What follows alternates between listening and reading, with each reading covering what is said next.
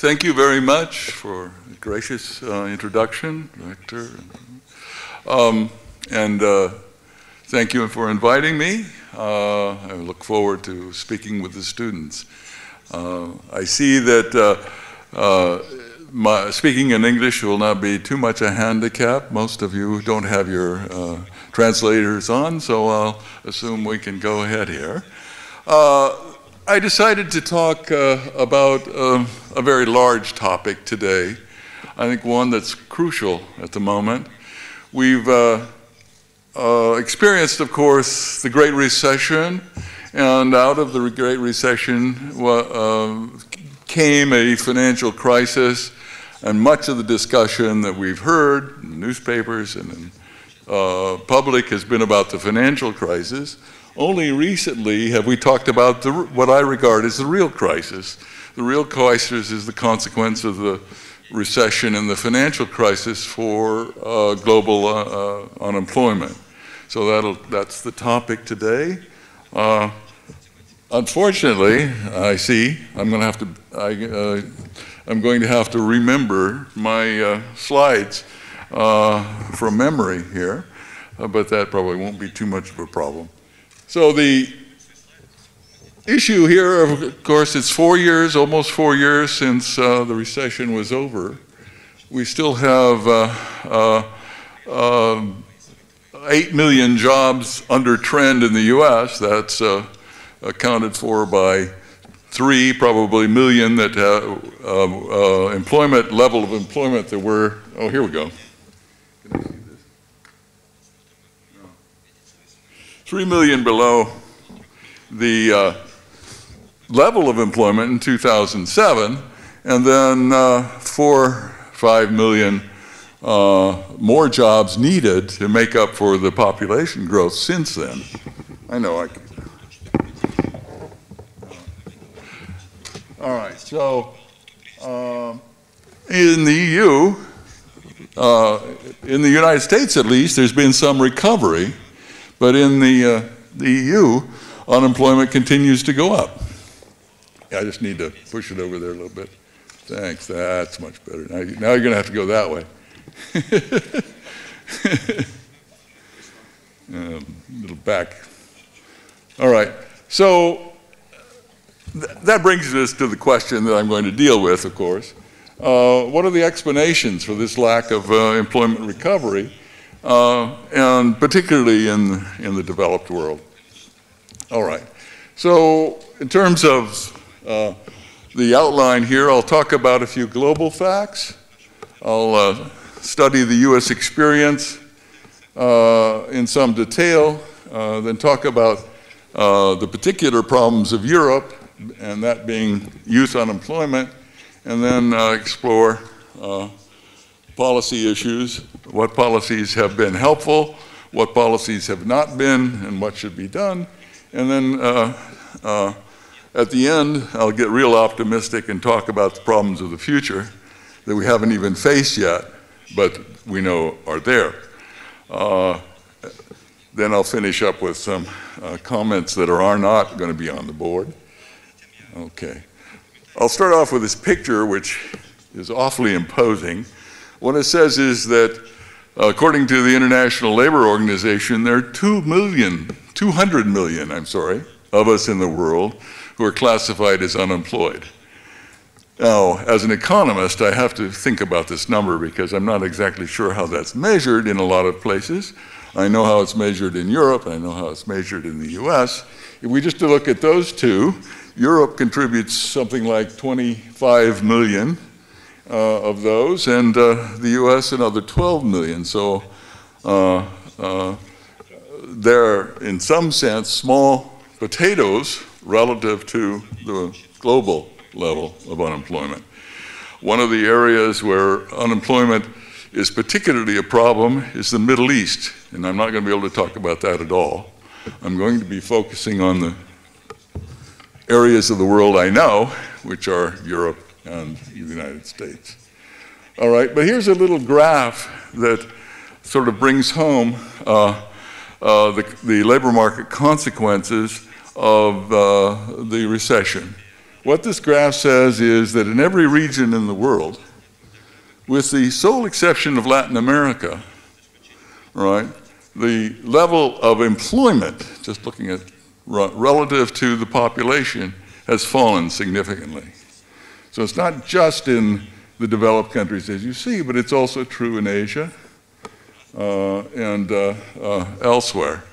Okay, so it is a global problem in that sense, although, all right, I think the focus of the problem is in Europe.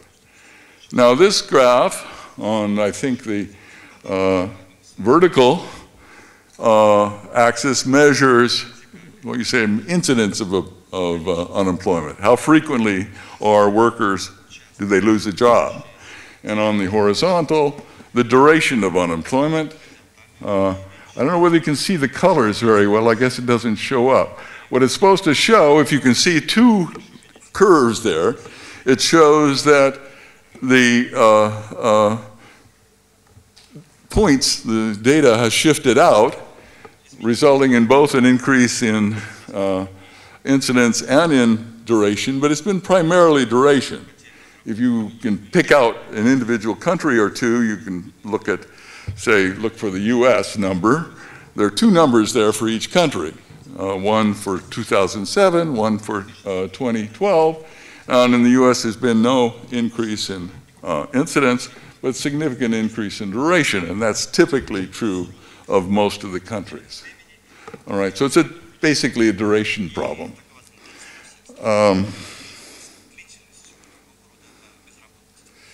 Okay, where am I here? Well, that's just a summary of just what I said. Sorry, I can't see this very well. I wonder if I could step over here. Can you hear me now? All right, I think that'll help. All right, I'm going to go now to the US. All right, this particular graph, you're going to see a lot of pictures, but you're all economics students, so you're used to that, right? Right? So here, in this picture, we're looking at what's called the beverage curve. It's the relation at each point, data point in the graph, in the chart, is a particular month between, I think, of roughly December 2000 and March 2013.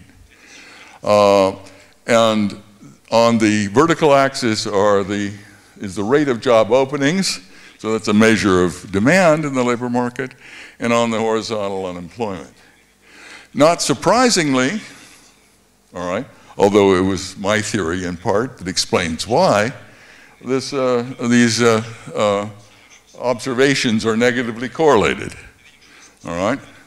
Not when job openings drop, workers find it harder to find work, are unemployed longer, and the unemployment rate goes up. So up in the left-hand corner, you see the period before the Great Recession, and we're sort of moving around with relatively high job openings and low unemployment. And then the Great Recession, which is represented here by the green dots, they're connected with lines, a very rapid increase in unemployment associated with job openings falling to historic lows. And then on the blue lines and curves are the points after the end of the recession that are charting the recovery. All right, so as you can see, things look better in the US. Job openings are moving up, unemployment is falling. But if you also notice, those post-recession points are lying above the old points. And one way to interpret it is that it takes more job openings, all right, to induce a given level of unemployment, all right? It's more difficult, in other words, at a given level of job openings for workers to find jobs. Now that's reflected in the fact that unemployment duration has gone up significantly in the US relative to historical standards. All right, so the issue is, why is that? Why has it become more difficult for workers at the same level of job openings to find work? Of course, let me say, of course, we've not returned at all to normal level of job openings. That's the other point to observe in this diagram, but perhaps on the way. All right, well, one of the consequences of that increased duration has been workers falling out of the labor market. All right, so it's not only an unemployment problem, but it's a problem of participation. I think the blue line tells you the history of participation, which in the United States has increased significantly over this period from in the 1980s to 2000. That's primarily because women went to work, all right, in large numbers, so their participation in the labor market went up. The middle graph gives you the employment to population ratio, which has also gone up with participation, until 2000, in which case it started to fall. That was even before the Great Recession, which is the blue shaded area on the right side of the graph. It fell away and then came back up and then fell again, rather significantly from, I don't know, I remember the figures from something like 63 to 58 or 59%. And it's that gap in the employment ratio that I'm talking about when I'm talking about 8 million jobs that aren't there, okay? The red line is unemployment, but you all know what happened there, okay? So now this raises another question. Why has participation rates gone down? In part, they've gone down because durations have gone up, and the employment ratio has fallen because people have dropped out of the labor market. So it's not just an unemployment problem, it's also an issue of people being discouraged. All right, now another fact that I want you to be aware of, this graph illustrates job recoveries, all right? For all the recessions from, I think, starting in 1970 sometime, and I don't want you to pick out all the individual ones, but to say that those on the left, where you see sharp declines and sharp recoveries, those are all the recessions before 1990. There are 3 recessions since 1990. The first one is the shallow black line. That was the shallow recession of 1991. Wasn't for very long. But notice that but you can already see a difference. It took a while for employment to recover. Then the recession of 2001 is the second one. It took even longer. That was a little deeper, but not too much. It took even longer to recover.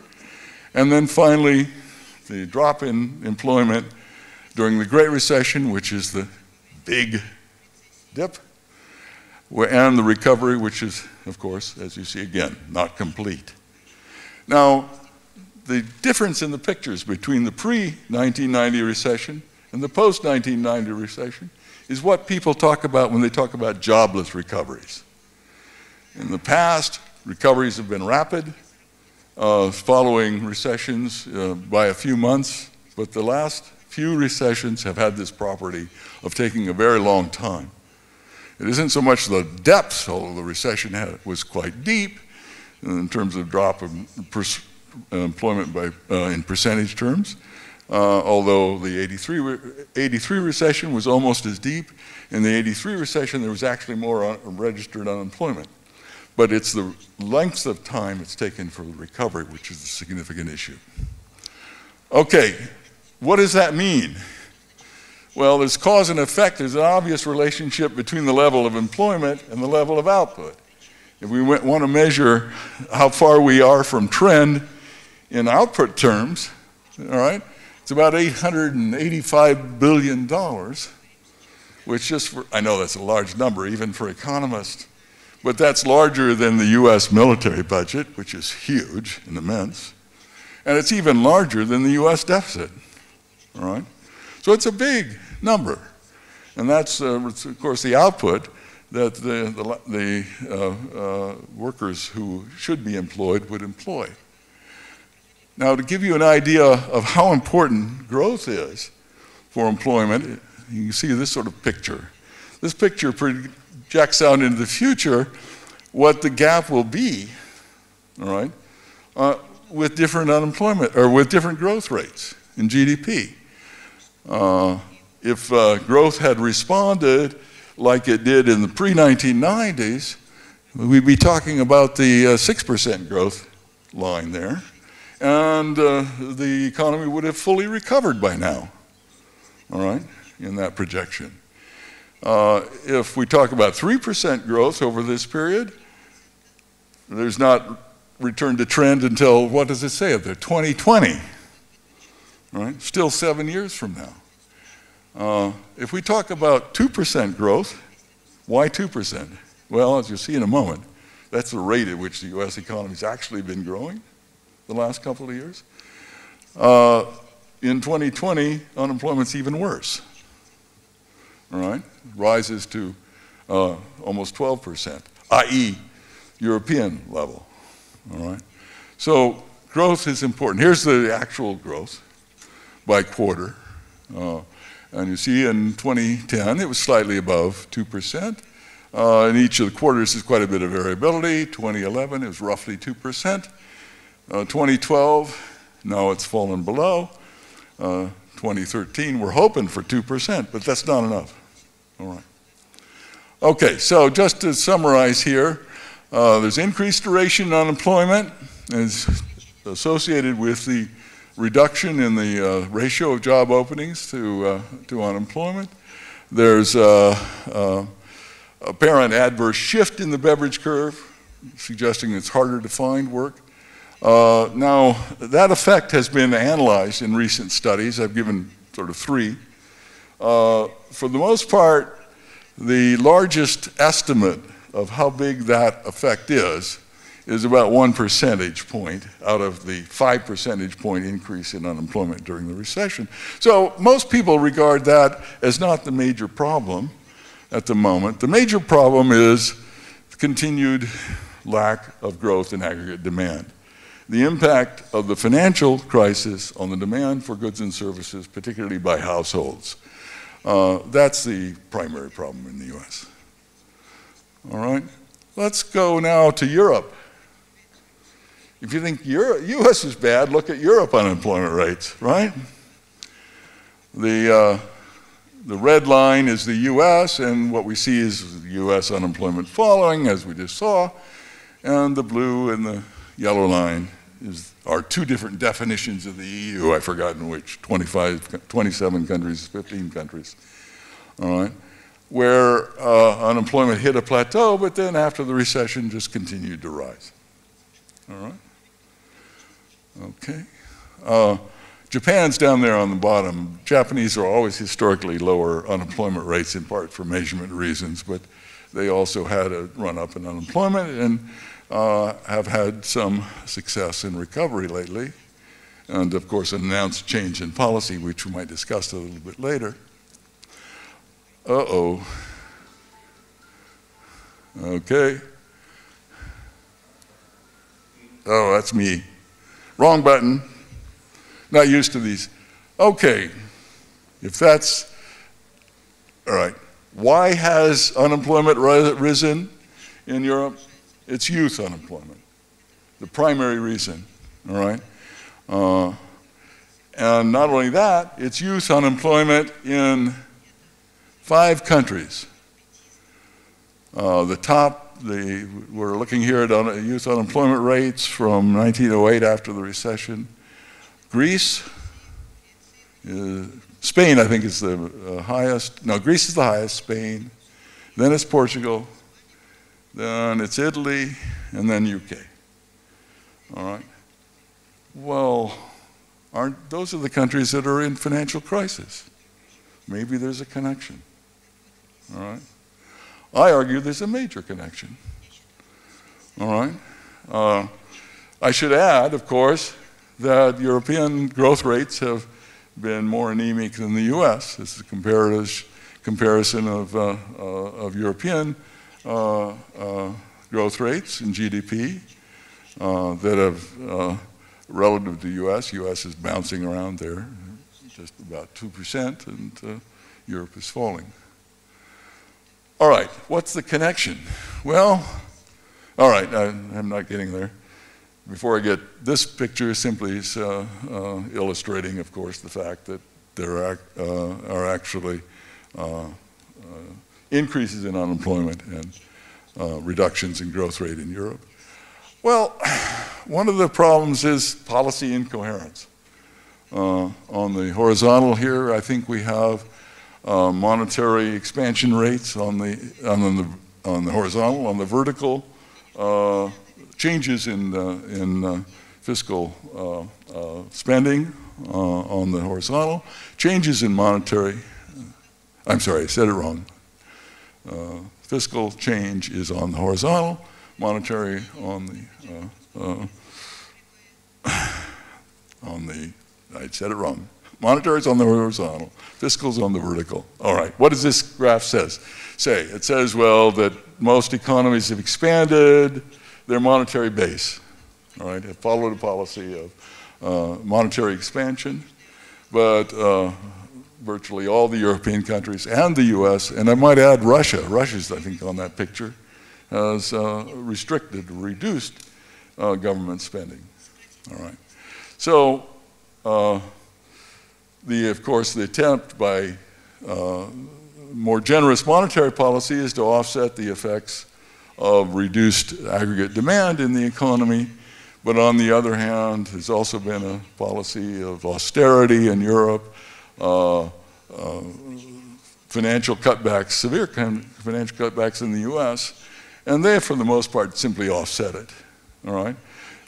It's monetary policy alone is not sufficient to solve the aggregate demand problem that the Western countries face. It's precisely that kind of fiscal policy that's been a problem for European unemployment. All right, so this is just to review what I said about the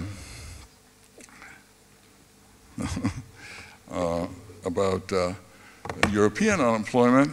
The US and EU unemployment rates increased, of course. All right, it's been financially distressed countries where the unemployment rate's gone up, and then primarily among the young. These facts certainly call into question the austerity program. The austerity policies have been counterproductive if you want to look at the effect on the labor market. They've been counterproductive in even a fiscal point of view because to the extent that they've caused reduction in demand, reduction in employment, that's reduced private incomes, that's reduced tax collection, all right, which has made the deficit worse, not better. Expansionary policy alone has not been adequate to offset that. I should add, however, that it's not austerity in the southern countries alone that are the problem. It's a combination of that and labor market structures that have been, for some time, less than functional. By that I mean in Europe, in southern Europe, particularly Italy, Spain, to some extent in France, there's been a long-term unemployment among the young for some time. And various attempts have been suggested to solve that problem. One of the major reforms in Italy and Spain, and again, to some extent France, was to go to a so-called short-term contract, all right, system, jobs that lasted from 6 months to a year, all right, that had no employment protection, while on the other hand, standard jobs for older, experienced people did have complete employment protection. That system did not solve the problem.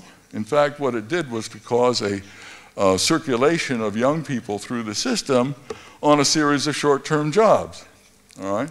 When the financial crisis came around, it was those short-term jobs that were cut. And that's a principal source of the increased youth unemployment. Now, I'm not recommending simply sticking with the system and inflating or trying to use fiscal policy to increase the demand for youth in that particular way alone, because I don't think that'll solve the problem in the long run. There are major reforms in labor market policy that need to be made in the southern European countries, as well as major, probably, reforms in how the labor market works in the EU. Namely, there's a need for more mobility, across-country more mobility. Right now, for example, there are shortages, severe shortages in certain skilled areas in Northern Europe, with well-educated people in Southern Europe, all right, available but not able to take those jobs for some simply bureaucratic reasons. They are restricted in their ability. It's supposed to be a free labor market in the EU, but it's not. All right, there are a multitude of restrictions. Those restrictions to sort of inter-country mobility need to be reformed. All right. However, I'll add on to all of that some labor market trends.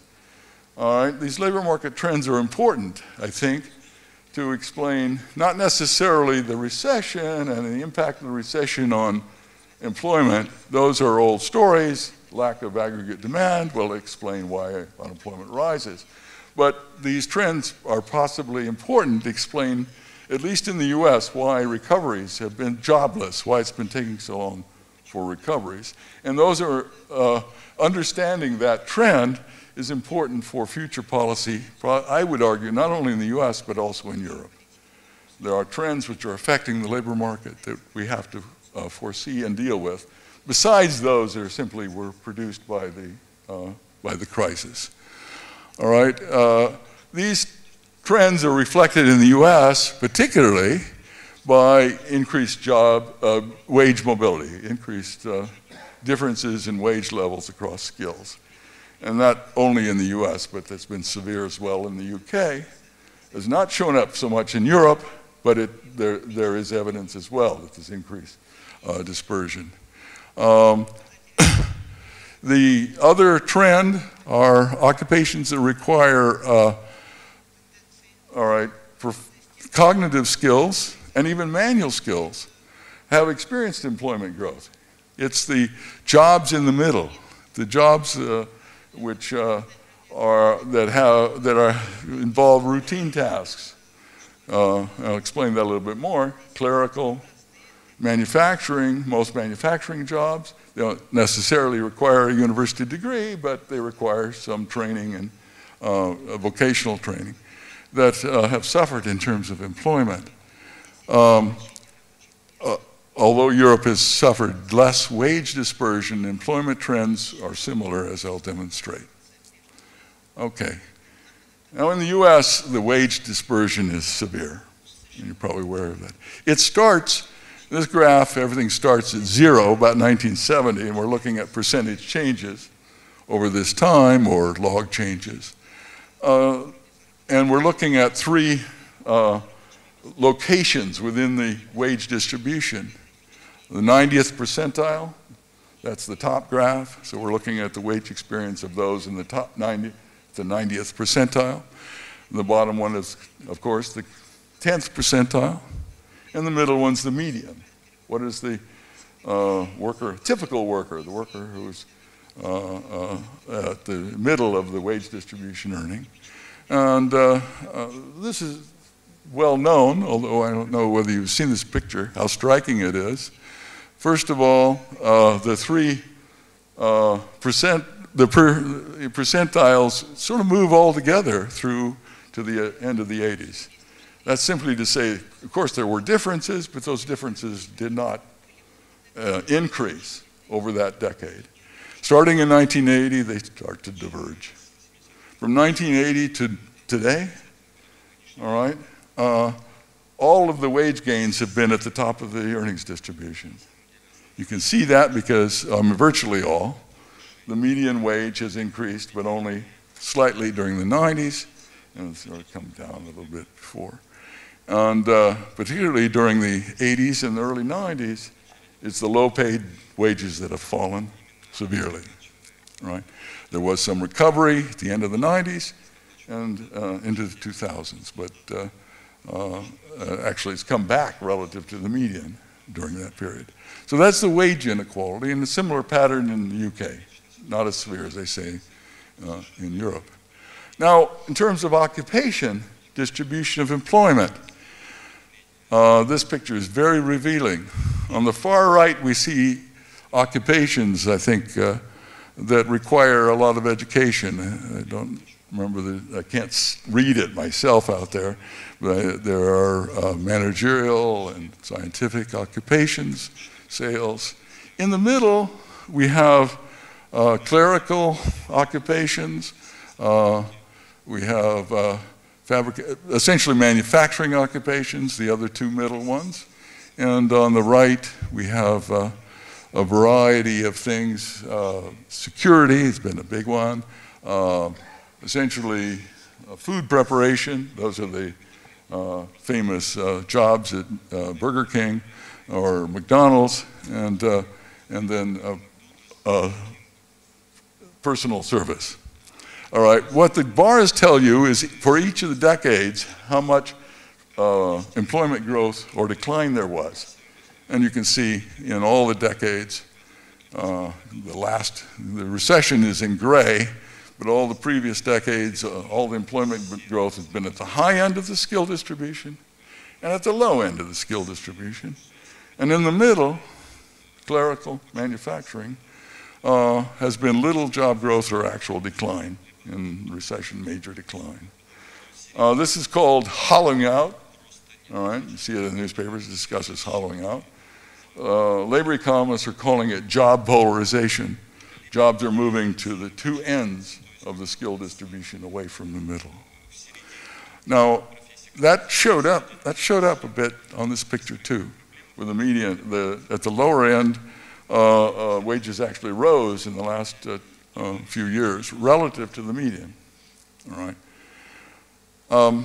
Okay, if we now put together all those occupations which say are non-routine and require cognitive abilities, i.e. the high skill, with non-routine like mowing lawns, providing personal service, flipping hamburgers, all right? They're non-routine, and for the most part require little education or manual work.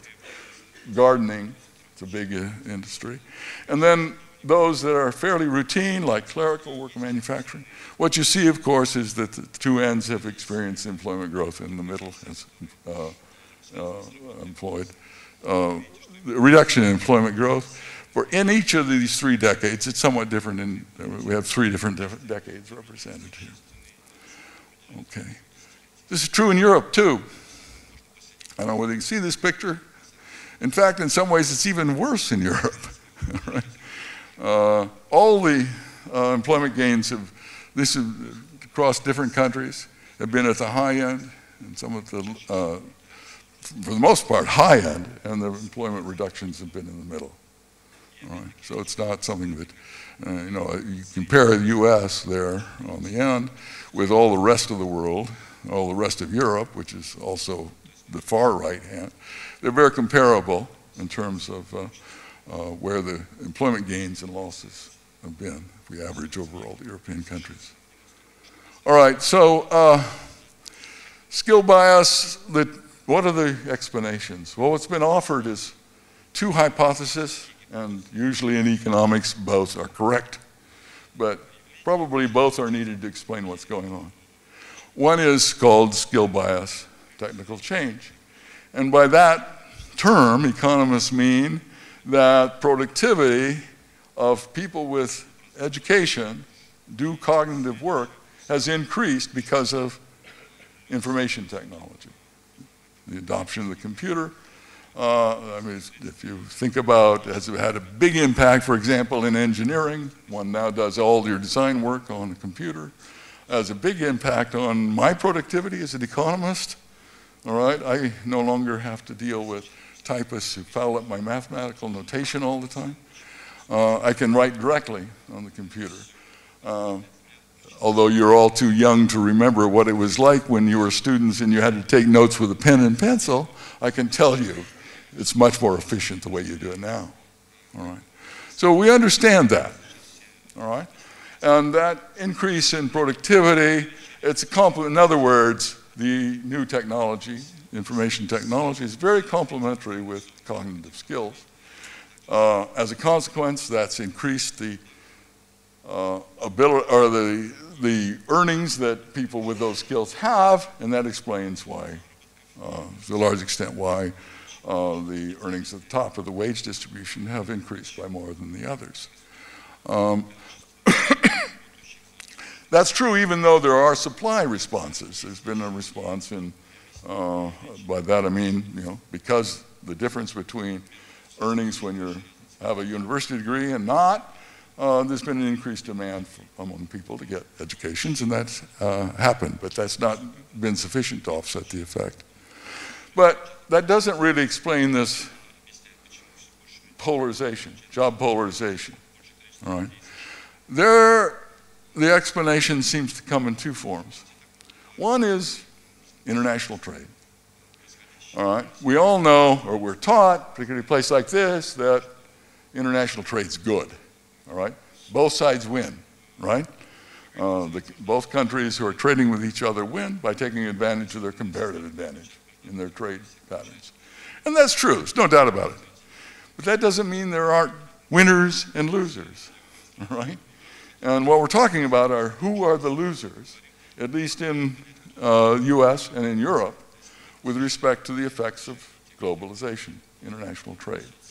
Well, we know pretty well that manufactured workers, all right, producing commodities which can be produced more cheaply in Southeast Asia, all right, given the increased productivity there, have been the losers. And those are in the middle, all right, of the skill distribution, all right? Because trade's not going to affect the people who pick up your garbage or mow your lawn, all right? Those are untradeable services, okay? So, but that's not the only impact on that set of professions. The other one's automation, all right? There's been a lot of excitement recently with, in the newspapers, Financial Times, about manufacturing returning in the United States, all right? And that is true. But the kind of manufacturing that is returning in the United States is highly automated. What's returning are factories that almost all the production's done with robots, all right? So automation is the other source.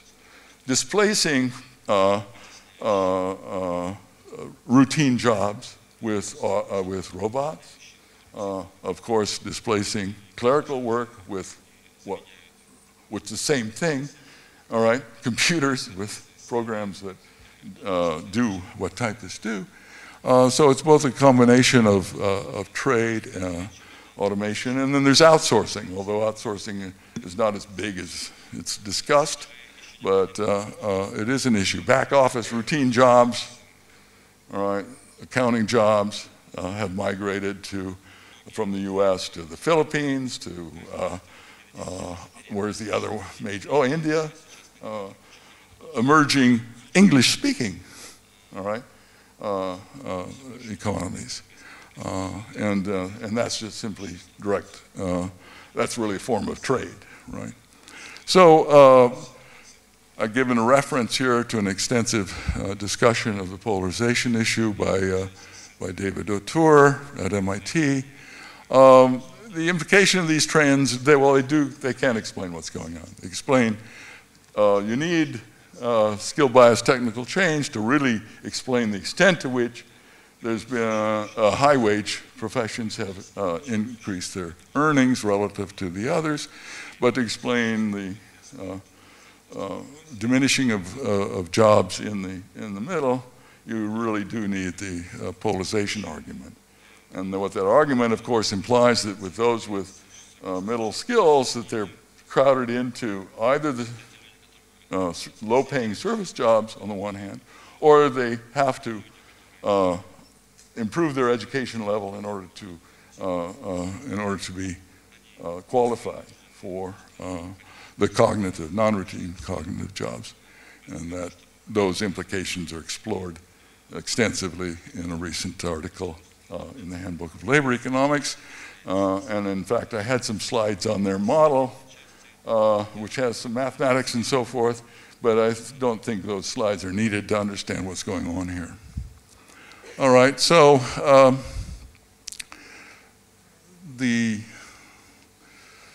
okay, I guess this is just a review of what I said. Oh, no, it's not. Back to my other point. I have a point to make about jobless recoveries and how that relates to the polarization, to the polarization hypothesis. It's only recently been found that job polarization is not a gradual process. It's happening all the time. Its impact has been primarily during the last 3 recessions.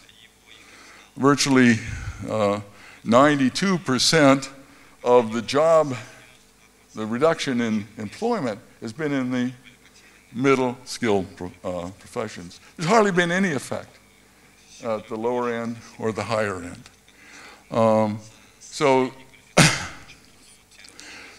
jobless recoveries in the aggregate are accounted for by lack of recovery of routine task jobs, not by the others. And here's the pictures. This is not, doesn't show, I want to show you 2 pictures related to it. First is just to give you a baseline. This is the level of employment 20 months before and 20 months after the end of 6 different recessions. The recessions are labeled.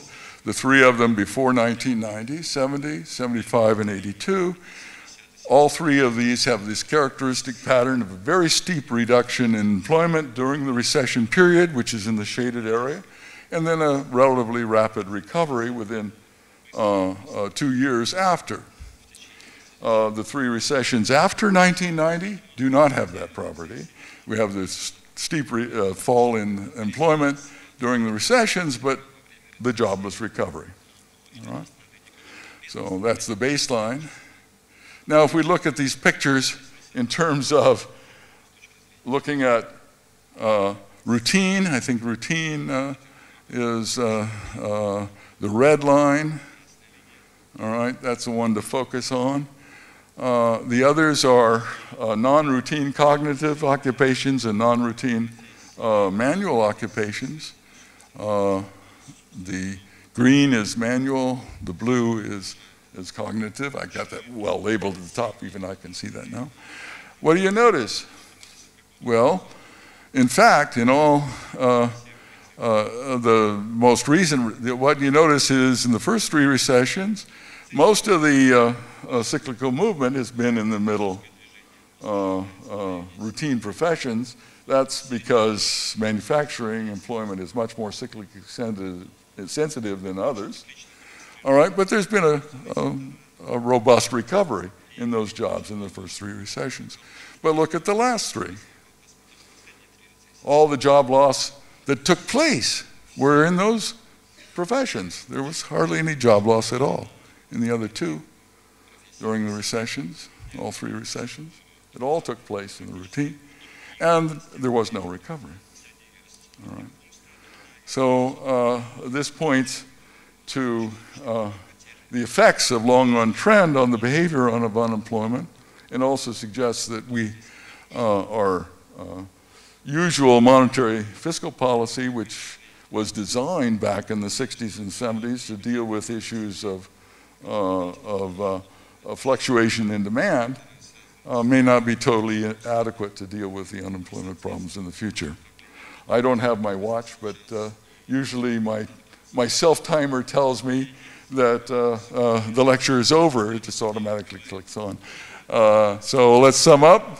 What have we learned? Well, we've learned that lack of recovery in the Great Recession is primarily due to aggregate demand. The effectiveness of monetary policy alone has not been sufficient to offset it. I bring up the zero bound. What you need, of course, to get aggregate demand up is to induce people to consume now rather than in the future, and to do that you want to lower interest rates. Well, they lower nominal interest rates, but maybe it takes a real significant negative interest rate to do that. We're only now getting to the point where real interest rates are becoming negative, and even those are not if you're talking about bank rates. Austerity policies, both in the US and the EU, have been counterproductive from the point of view of effects on employment, and also probably from the point of view of budget balance. But there is, I think in the longer run, issues of job polarization. probably complicate the effectiveness of monetary and fiscal policy, even if they were coordinated, which they have not been for future recessions. Right. Thank you very much. It's been very nice.